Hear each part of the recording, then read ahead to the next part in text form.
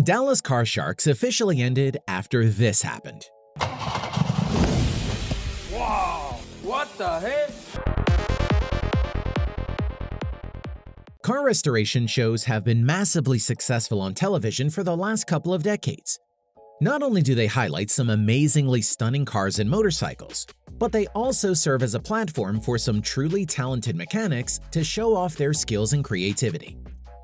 Many times, these artists are brought vehicles from customers to restore and turn into something completely new.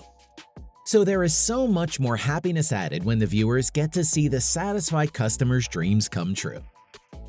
There was a show, though, that went about the whole process a little differently. Dallas Car Sharks was a program that ran on the Motor Trend channel for 3 seasons and featured mechanics who would compete against each other at auction to procure a vehicle. They would then flip it and sell it again for a profit. But as you heard, it only ran for 3 seasons. So, what happened? Welcome back to Tuna No Crust, and today we will be taking a closer look at the hit show Dallas Car Sharks and why it was taken off the air. If you are new to the channel, then welcome. We are so happy to have you here. Be sure to hit the subscribe button and then tap the notification bell to stay informed of our future releases. We are coming out with new videos on a regular basis and want you there for each of them. Every car you gotta put against me. No. I think that's taking it out of head. Think about saying that. I'm not. Go.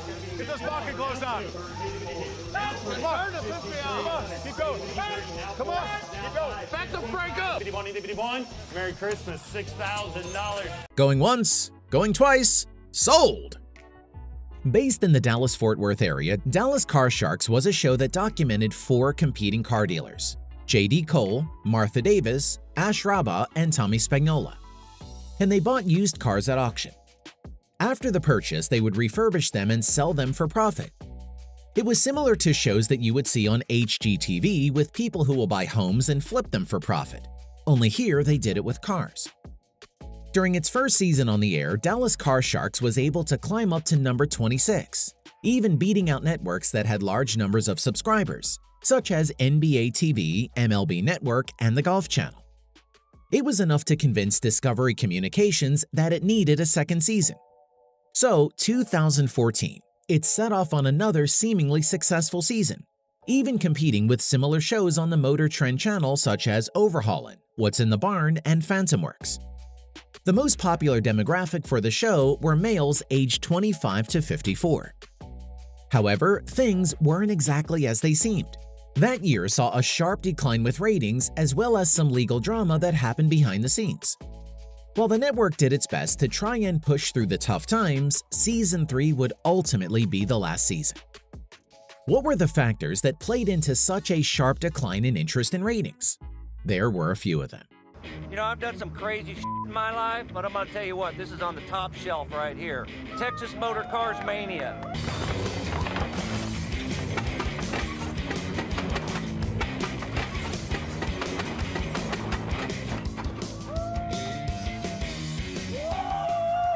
During the second season, viewers thought the show was becoming too predictable. It is a sad fact among many reality television programs that things aren't quite as real as we are made to think, by the way the show is written and designed. Take the reality show Hardcore Pawn as an example. Airing on True TV in the United States, it followed the business of a pawn shop in Detroit, Michigan, where it was routine for some customers to come into the shop and act incredibly ridiculous when they didn't get the deals they wanted. It happened so frequently that viewers were almost able to predict when such things would happen. Although the situations and stories between Hardcore Pawn and Dallas Car Sharks are a bit different, the predictability was nearly identical. It was not so much the fault of any of the cast members, but the writers and producers of the show. For many of the other restoration shows, the concepts have elements that allowed for various random things to happen, which made each episode unique. Viewers did not see the same style in Dallas Car Sharks. To illustrate how bad this problem was, one doesn't have to look any further than how many seasons the show ran. It was only 3 seasons long. Even though Season 2 viewership seemed to be up a bit, it wouldn't hold. Near the end of the second season, viewership started to decline pretty rapidly. The viewers seemed to know that the theme and story were played out, so they moved on to other shows. Oh, look here, guys. TI5. I get an 08 Ferrari 430, guys. Now 25. You have enough to pay for this car? 92.5. Now 95,000. Oh, you bid? 97.5. The dagger. 102.5. 105. Sell it. 102.5. There was a lawsuit filed against the show. As we have already discussed, Season 1 of Dallas Car Sharks was fairly successful, so the show got the green light for a second season. But after a couple of months, the show found itself in some legal trouble when a Dallas resident named Bruce Kahn sued AMS Pictures for breach of fiduciary duty. He claimed that the show was actually his idea and that he was entitled to profits made from the show's production. In the lawsuit, Kahn claimed that he contacted AMS after he came up with an idea about the used car industry in Dallas. He even went so far as to identify local dealers to star in the show. However, during a meeting with an employee from AMS, he disagreed with the release form that was presented to him, which stated he was not entering into a confidential relationship with the company by providing the unsolicited idea. Negotiations came to the point where Kahn said he was looking for a partner to co-produce the show, and that any deal would include a profit-sharing arrangement.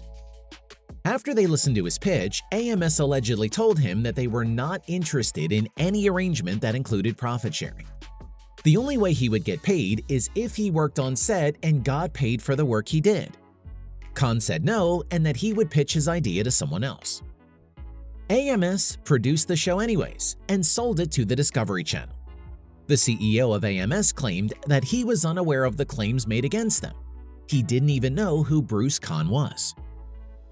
Such a claim put the company in a very difficult position and also put them at risk for hefty financial losses if Kahn were to be able to prove his side of the argument.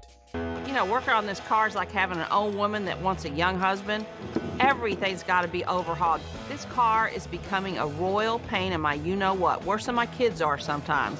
You do one thing and something else goes wrong. The show's ratings tanked among accusations of everything being too unrealistic. It seemed as if everything terrible happened to Dallas Car Sharks at the same time. Right around the middle of the second season is when everything hit the fan. However, things only got worse as the ratings really tanked. Near the end of the second season, ratings and viewership were only around half of what it was when the show first premiered. Not only did the aforementioned litigation happen during the second season, but accusations came about from viewers and members of the crew that many things were being set in some sort of fantasy land due to how unrealistic everything was. Viewers didn't get to see when the vehicles were actually sold. Instead, all they heard was something like, "I bet I can get X amount of money for this car and turn a serious profit." But in the end, no proof is ever shown. On top of that, the prices they wanted for the vehicles were astronomical, sometimes even laughable. On top of everything else, other accusations came forward that in order to add a bit of drama and showmanship to the restorations, vehicles were made to look much worse than they actually are in order to give the appearance that the cars were being purchased at a bargain. In one episode, the purchased vehicle was actually swapped out for an entirely different model by the time it was completed. After all this, it was abundantly clear that there was no way the show could go on longer than 3 seasons. As of the making of this video, IMDb has the show rated as a 4.9 out of 10. The reviews have been brutal. One IMDb review said, "These guys are delusional. This is the worst show on TV. They pay way too much and ask way too much." Another reviewer who claimed to have bought and sold over 450 cars in his life said, "It is just entertainment and nothing more. Nobody worth their salt will pay top dollar for a car they don't know the history of." Overall, it seems as though Dallas Car Sharks was an example of poor execution of what could have been an incredible concept. But there was a perfect storm of problems that it couldn't bounce back from. To date, there have been no talks of reboots or spin-offs. Thank you so much for joining us. If you enjoyed the video, be sure to give it a like. Let us know which show we should do next. Be sure to check out our Car Guy and Gal shirts and hoodies. Also, for more amazing content, be sure to check out some of our previous videos. Stay tuned for more videos coming soon. We'll see you next time.